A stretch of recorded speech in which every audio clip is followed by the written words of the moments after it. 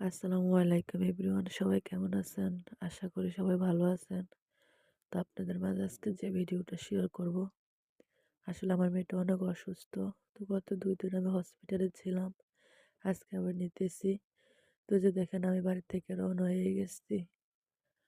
সবাই আমার মেয়ের জন্য দোয়া করবেন। সামনে আর 2 দিন আছে ঈদ, যাতে আমার মেয়েটা সুস্থ থাকে। কারণ আমি তো একজন মা। সন্তান যখন অসুস্থ থাকে তখন একটা মায়ের কাছে কিছুই ভালো লাগে না। আমি আপনাদেরকে বুঝাইতে পারবো না কত কষ্ট যে আমার মেয়ে পাইতেছে, আমি ভোগ করতেছি। যদি কি বলবো, আমি বলার ভাষা নাই। কারণ একজন প্রবাসীর ওয়াইফ জানে আর তার সন্তান জানে যে অসুস্থতার সময় কাউকে পাশে পায় না। তো আমি আমার আম্মুকে নিয়ে হসপিটালে যাইতেছি। একটা কথা কি জানেন, যখন সন্তান অসুস্থ থাকে তখন শ্বশুরবাড়ির কাউকে পাশে পাইবেন না। যখন আপনি একটু শাসন করতে যাইবেন তখন দেখবেন সবাই আবেগ দেখাতে আসবে। তো এই যে দেখেন বাজারে অনেক জ্যাম। তো যানজট ফারিয়ে কি করব, ঈদ উপলক্ষে বাজারে অনেক ভিড়। তো ওই তো আমি হসপিটালে যাইতেছি। তো সবাই দোয়া করবেন যাতে আমার মেয়েটা সুস্থ হয়ে যায়।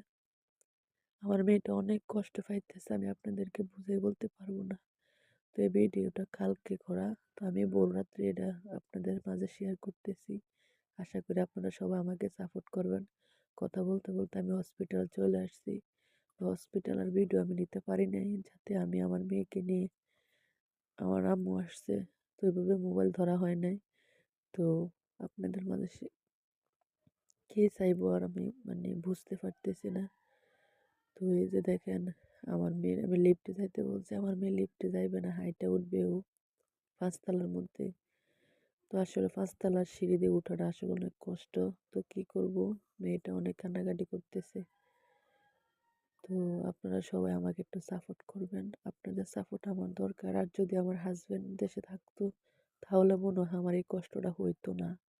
আমি তার কাছ থেকে সাপোর্ট পাইতাম। তো অনেক রাত আমি জায়গা থাকতে রাত হলে আমি ঘুমাইতে পারতেছি না। তো আমি আসলে আপনাদের সাথে আমি বয়সটা দিতে পারতেছি না আমার, কি বলবো আমি।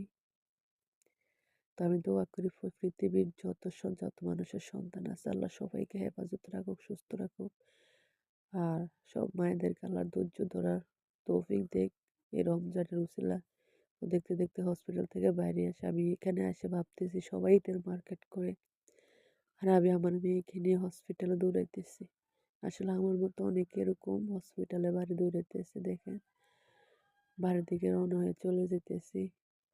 তো আপনাদের মাঝে আমার যতটুকু সম্ভব হয়েছে আমি ভিডিওর মাধ্যমে